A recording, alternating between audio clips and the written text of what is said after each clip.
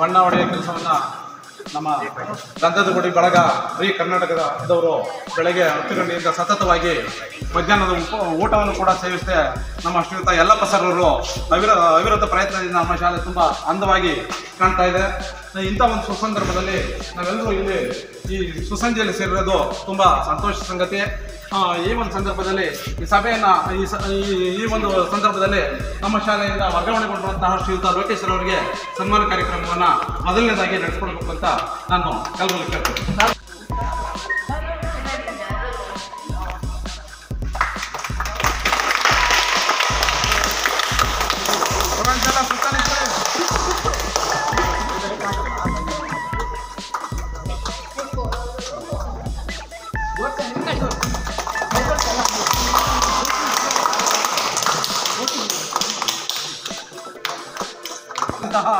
ಶ್ರೀಯುತ ಶಂಕರಾಚಾರ್ಯ ಅವರಿಗೆ ಧನ್ಯವಾದಗಳು. ಮುಂದಿನ ಸನ್ಮಾನ ಕಾರ್ಯಕ್ರಮ ಲೋಕೇಶ್ ಸರ್ ಅವರಿಗೆ.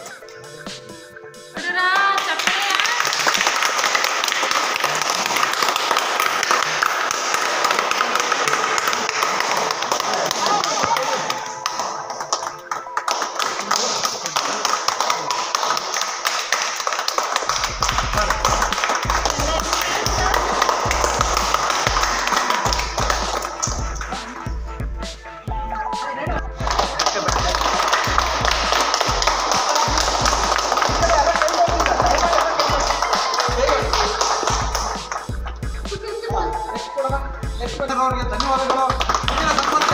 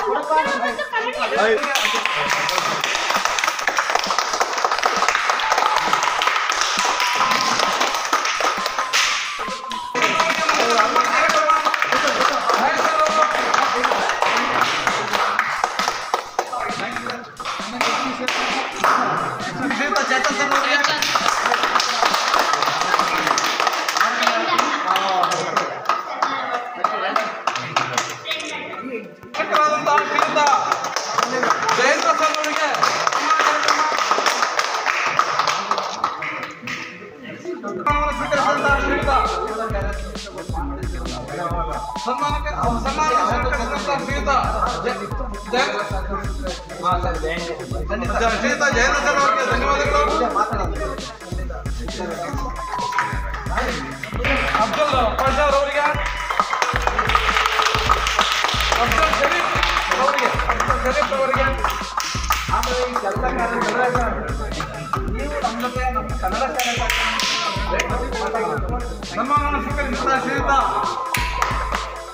ಅಬ್ದುಲ್ ಶರೀಫ್ ಸರ್ ಅವರಿಗೆ ಧನ್ಯವಾದಗಳು.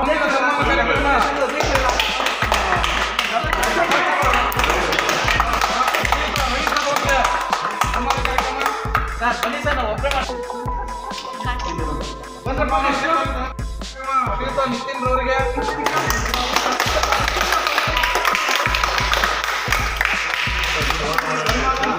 ಶ್ರೀಯುತ ನಿತಿನ್ ಅವರಿಗೆ ಧನ್ಯವಾದಗಳು.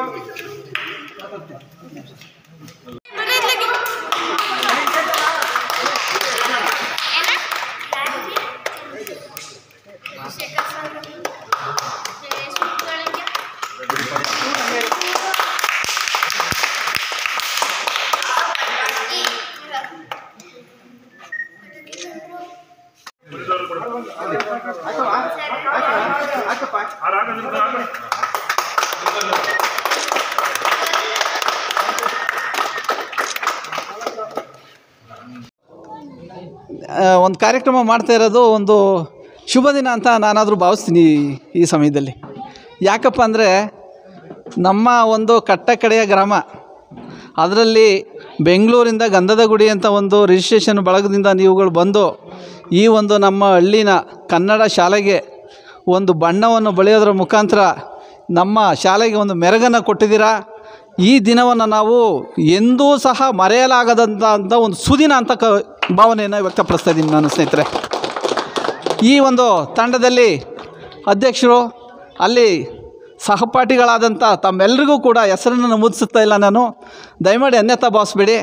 ಎಲ್ರಿಗೂ ಕೂಡ ನನ್ನ ಆತ್ಮೀಯವಾಗಿ ತುಂಬು ಹೃದಯದ ಒಂದು ಸ್ವಾಗತವನ್ನು ಕೋರಿ ನಿಮಗೆ ಭಗವಂತ ಇನ್ನೂ ಕೂಡ ಹೆಚ್ಚಿನ ಶಕ್ತಿಯನ್ನು ಕೊಟ್ಟು ಇಡೀ ರಾಜ್ಯದಲ್ಲ, ಇಡೀ ದೇಶಾದ್ಯಂತ ನಿಮ್ಮ ಒಂದು ಗಂಧದ ಗುಡಿ ಸಂಘ ಏನಿದೆ ಅದು ಯಶಸ್ವಿಯಾಗಿ ಮುನ್ನುಗ್ಗಬೇಕು ಅಂತ ನಾನಾದರೂ ಕೂಡ ಭಾವಿಸ್ತಾ ಈ ಒಂದು ಸಮಯದಲ್ಲಿ ಈ ಒಂದು ಕಾರ್ಯಕ್ರಮಕ್ಕೆ ಸೇರಿರುವಂಥ ನಮ್ಮ ಆತ್ಮೀಯ ಗೌರವಾನ್ವಿತ ಎಲ್ಲ ಗ್ರಾಮಸ್ಥರು ಹಾಗೂ ನಮ್ಮ ಮುಖ್ಯೋಪಾಧ್ಯಾಯರಾದಂಥ ನಮ್ಮ ಲೋಕೇಶ್ ಟೀಚರು ಹಾಗೂ ನಮ್ಮ ಶಂಕರಾಚಾರ್ಯರು ಮತ್ತು ನಮ್ಮ ಚಂದ್ರಶೇಖರ್ ಸರು ಎಲ್ಲರೂ ಕೂಡ ಈ ಒಂದು ವೇದಿಕೆಯಲ್ಲಿದ್ದೀರಾ.